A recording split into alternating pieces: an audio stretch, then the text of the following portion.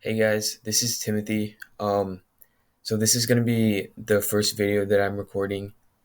So what we're going to be doing is we're going to be recording videos and posting the notes that we use in the videos on Classroom. So you don't really have to watch the videos to, you know, um, learn, I guess. But yeah, this is just our way of trying to share our experience with the test and hopefully help you guys out. So I'm taking care of the writing and language section, and for this week, we're just doing a basic overview, but I'll be teaching more specific content in later weeks. So, yeah, I'm just going to be pretty much reading off the notes here. So, the writing and language section, it's generally considered easier than the reading section. It's definitely shorter, fewer questions, but there's some tricky parts to it. So, yeah, we'll talk about that. So 44 questions in 35 minutes.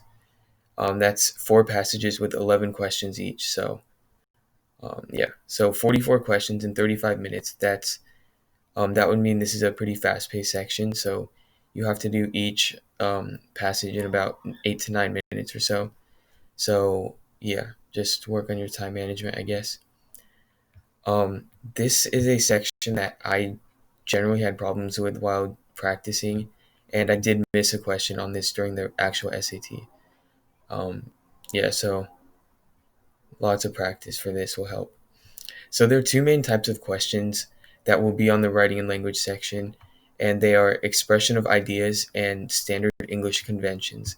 So basically, expression of ideas is it's pretty simple. It's just it'll basically be like questions where it'll ask you to like organize the sentences or maybe choose the best word to fit like a certain sentence.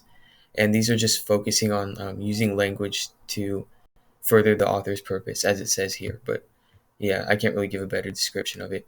Standard English conventions is a lot more black and white. It's just like punctuation and stuff. Yeah, so that's pretty much it.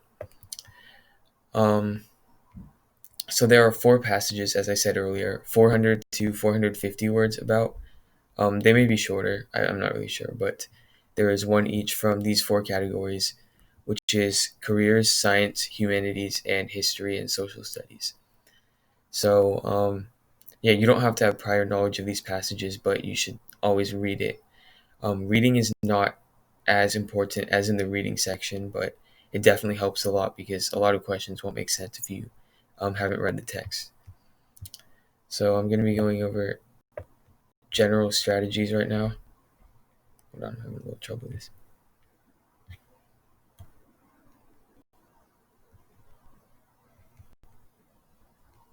All right. Um, yeah, general strategies. So as I said before, 44 questions in 35 minutes. You have to work really fast. But this is a section that doesn't require like really any shortcuts or tricks. It's pretty quick, pretty easy.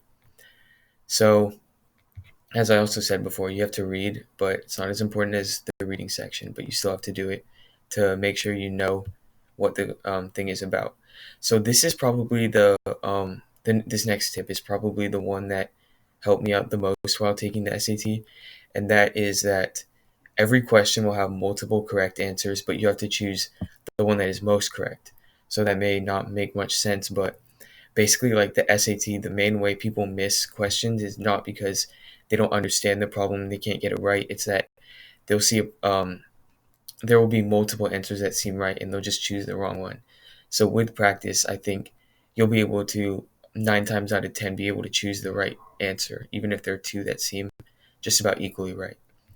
And also double check your answers. So I know with a lot of like tests and stuff, you go back and double check, but it's probably a lot more important for the SAT because um, just coming back to a question with like a different perspective can help you a lot. When I was taking the test, like during the reading section, I know this isn't writing in language, but it's a strategy that I use for both of them.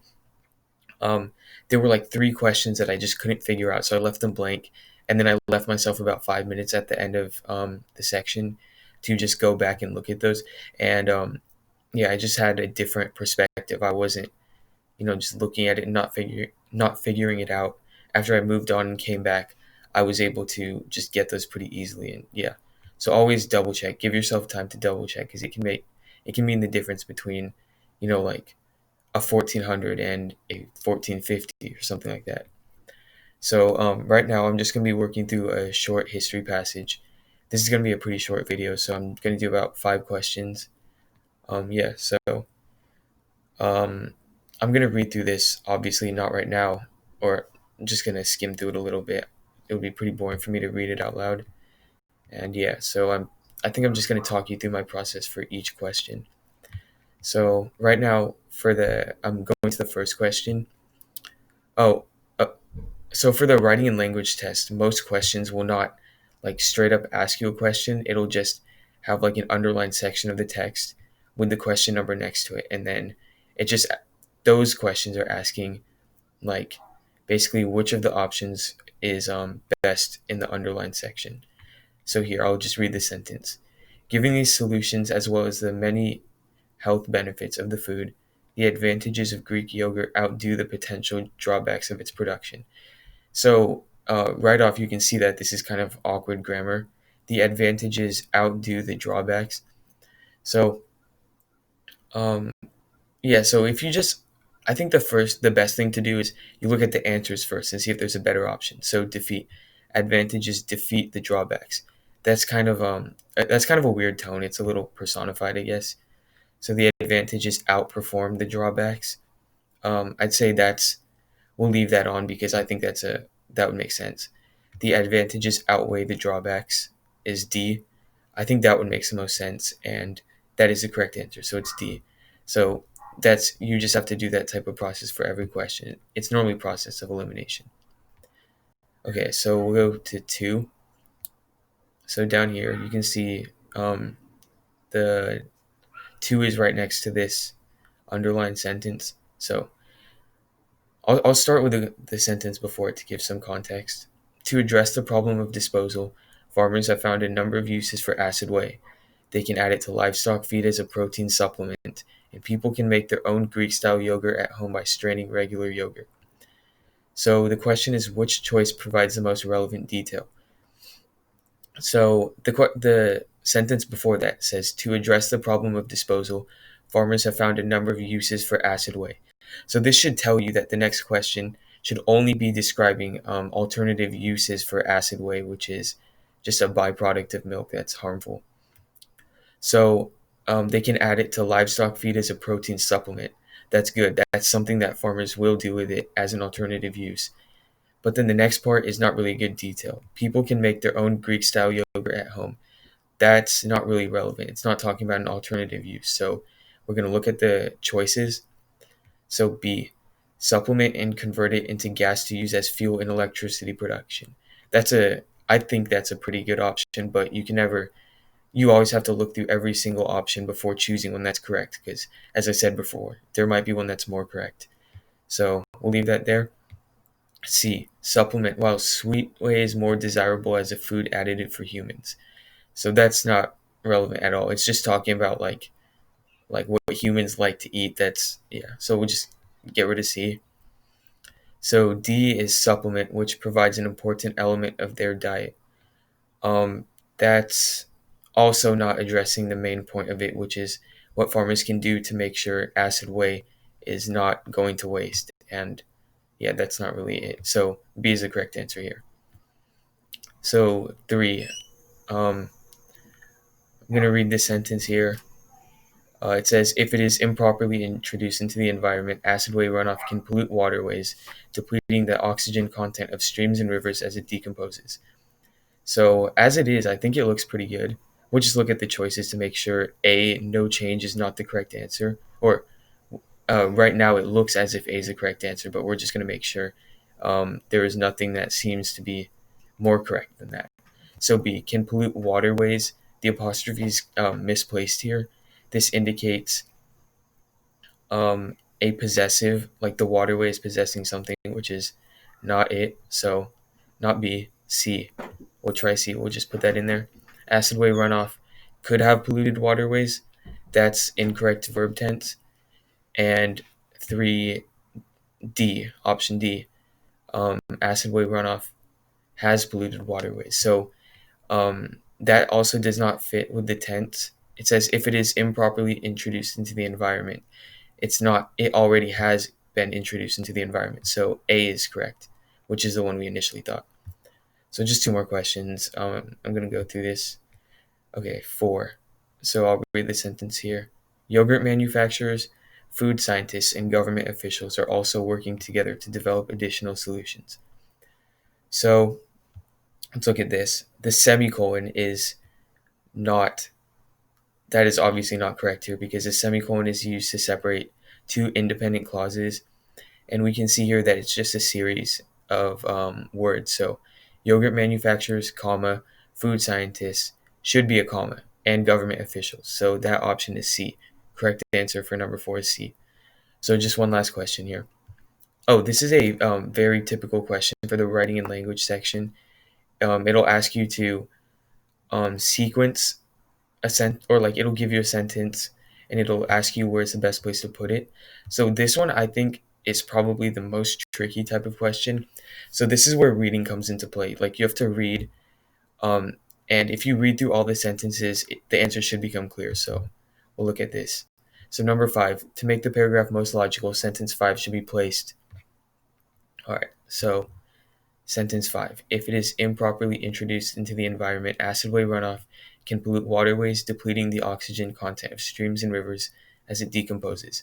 So this is talking about the negative effects of acidway runoff. So let's look at the options right now. So after sentence 1, after 2, or after 3.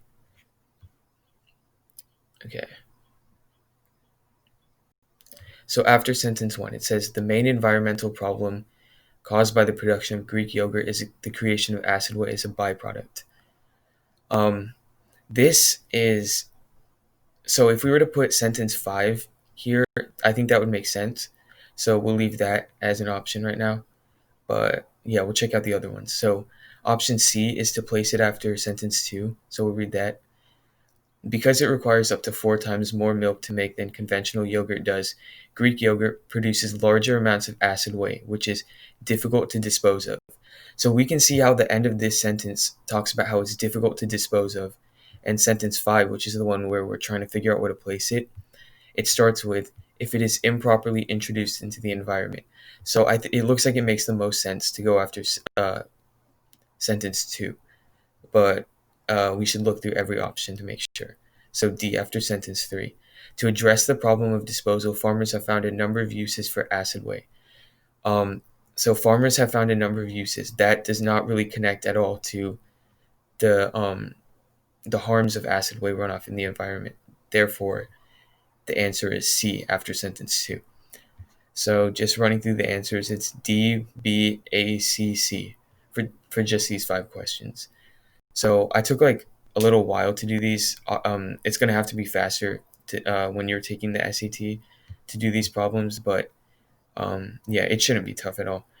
So that's pretty much it for the video. I will be going over specific things in the future, such as how to approach the sequencing problems, punctuation, stuff like that. So yeah, so if there's anything you want covered, don't hesitate to email, put in the messenger chat, or just ask on Classroom in the comments. Also, to help you guys a little bit, I've put an additional practice section down here. So this is just one passage from a practice test. And as you should know by now, I've said multiple times, but there are 11 questions for each passage. And yeah, so try to do this in about 10 minutes. This is really good preparation for the actual SAT. And yeah, so that's pretty much it. There are answers at the end. Try not to use them as you're taking the test, but when you're done, you can look at that to check your progress. And yeah, thanks a lot for watching.